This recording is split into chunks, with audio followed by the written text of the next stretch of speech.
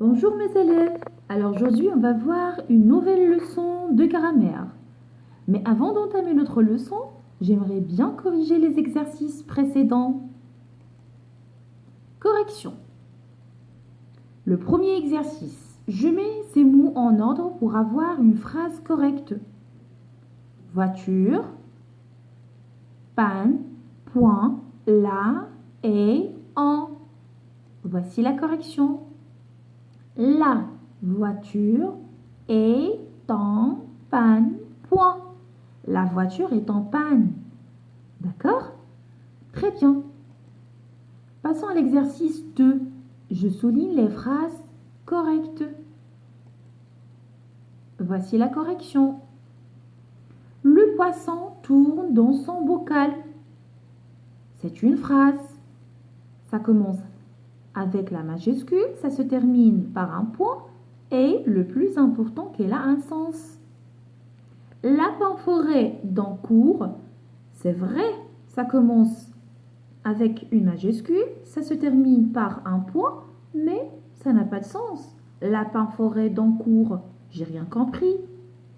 J'ai ramassé l'herbe dans mon jardin. Oui, c'est une phrase.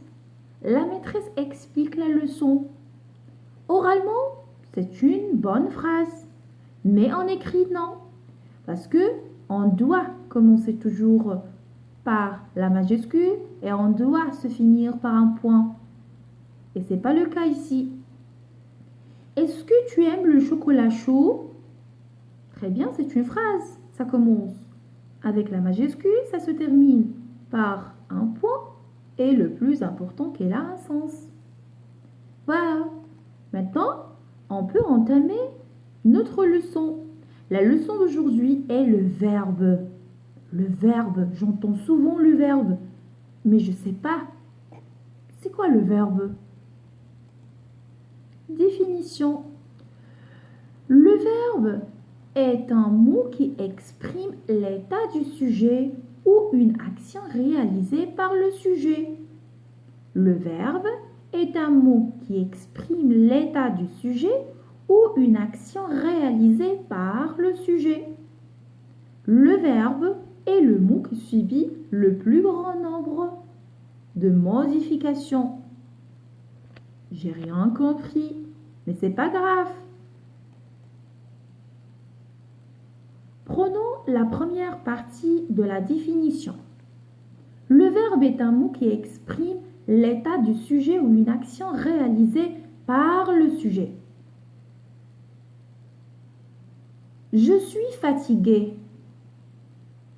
Je suis fatigué. Je suis malade. Par exemple, je suis énervé.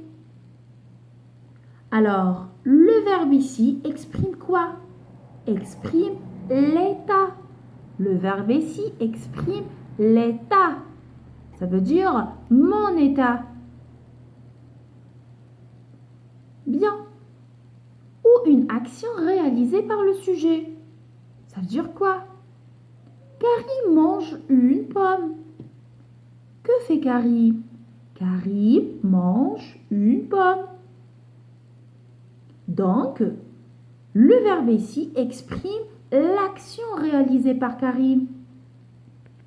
Nous dormons ensemble.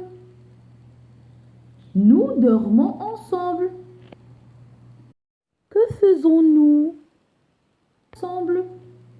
Donc, le verbe ici exprime l'action que nous avons réalisée. Ils écrivent une lettre. Ils écrivent une lettre. Donc là aussi, le verbe exprime l'action réalisée par le sujet. Et concernant le mot sujet, ça sera la leçon prochaine.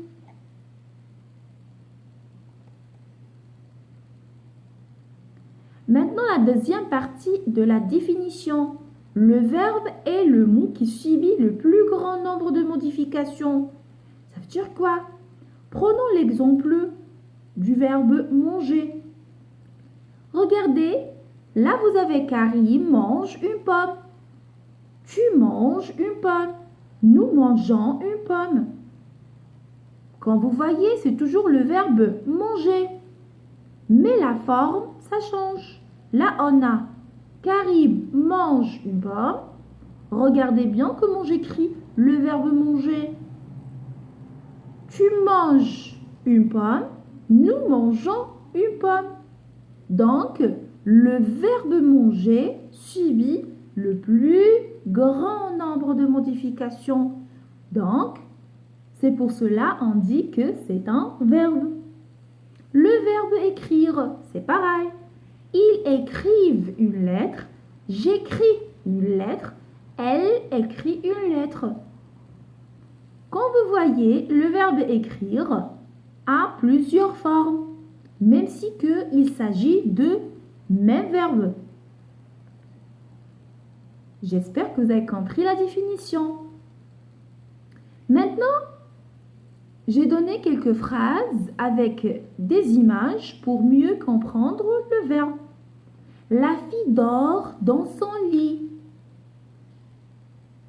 C'est le verbe dormir. Omar écrit une lettre à son ami. C'est le verbe écrire.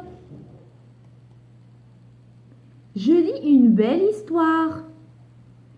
C'est le verbe lire. Elle s'assoit sur une chaise. C'est le verbe s'asseoir. Nada mange la salade. C'est le verbe manger. Tu parles beaucoup. C'est le verbe parler. Tiens ton argent. C'est le verbe tenir. Je bois de l'eau. C'est le verbe boire.